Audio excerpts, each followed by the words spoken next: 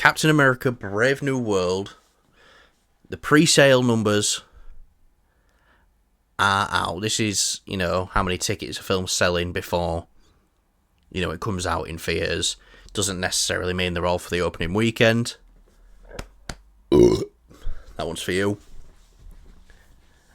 It's like some good-ish, bad-ish news for Captain America Brave New World with its pre-sale tickets.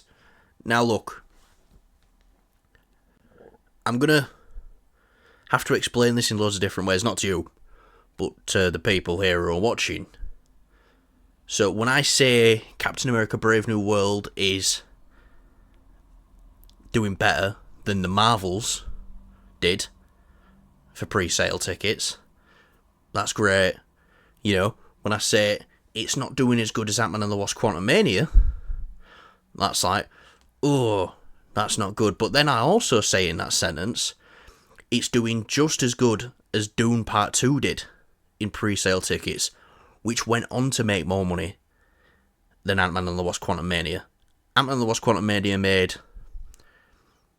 just under $500 million, but Dune Part 2 went on to make $770 million.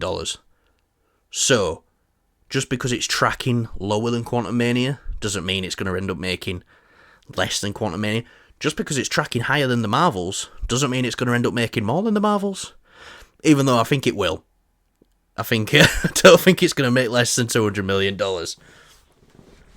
So with all these things in mind, and like we say the whole time, the reason why Doom Part 2 did so good is because it's a good film, and it had legs, and people kept going to see it. Ant-Man and the Wasp Quantumania, quite a critical failure to most people. So it would have made a brunt of its money up front. Everyone would have gone to go see it. I think it was the highest opening for an Ant-Man film. And then there were no good word of mouth, so nobody went back to go see it. So just because it's lower than Ant-Man and the Wasp Quantumania right now, doesn't mean it's necessarily going to end up in that ballpark. So, Kyle, it's doing lower than Quantumania right now, but it's in that Dune Part 2 ballpark. What are you thinking? Well, it's definitely like we were saying before, Marvel's going to have to take a hit financially at the box office. Yeah. But if they can hit it with the critics and they can get a good word of mouth, that this might make a better movie a bit more than it. The drop off won't be as significant in sort of like the next weeks after it, after its release. So that's one thing you have to keep in mind there. Like Marvel are kind of aware that people are a bit, kind of getting sick of Marvel movies now. They're just kind of like, there's still... People are sick of Marvel movies. They're sick of mediocre movies. Well, yeah, no, you're right. I just mean in the sense of, like, they're sick of seeing the Marvel brand now. Like, and because the movies have been mediocre, they have been subpar. Like, but at the end of the day, still, I mean, we have had some great flicks after Endgame. I know a lot of people still to this day say, after Endgame, everything went to shit. And it's like, well, no, it didn't, because you had No Way Home, you had Shang-Chi, you had a couple of good flicks here and there. Yes, there you go. Yeah. So, it's not like Marvel has gone down the toilet fully.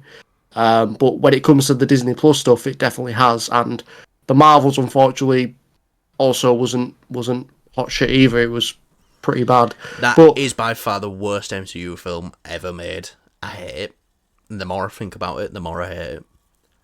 Yeah, I know. I liked the sort of like premise of the villain a little bit, but they were just not fleshed out at all. I was so looking forward to that film because of Aman Vellani as Kamala Khan. I was as well, and I was really disappointed. The way she plays that character makes you fall in love with the character. Because no one does it more than an actor who's interested in playing that character. Makes you more interested in it as a person. But yeah, we were discussing this the other day. Marvel knows. Let anyone say anything else that they want. Marvel knows that they are going to lose money with this film. Even if it hits 600 million, that'll probably be its break even. Because they've had to do extensive reshoots and everything. all the stuff like that, and they are. It's not like they're pulling away from the marketing. They're really going in for the marketing. I can imagine there's going to be a spot for the Super Bowl as well. That won't be cheap. That's the week the film comes out. No, the weekend before. The week the film comes out for us, the weekend before. That's going to try push ticket sales, the biggest sporting event of the year. But I do believe they are going to lose money on this.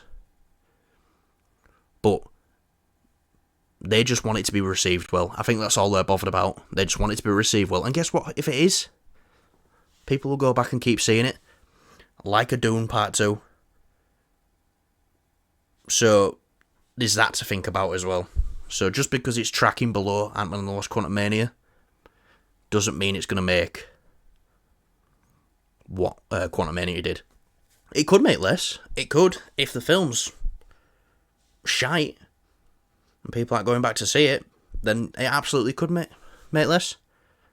I think we're going to start to know a bit more, though, in the next couple of weeks. You know, when the early screenings start happening, social media embargoes come out, then the review embargo comes out, then we'll start to know a bit more. And whether or not tickets are going to go up more, or they're not really selling as much. But yeah, as of right now, I think they're in a good position. So, yeah. Anyway, let's move on to our next topic, Kyle.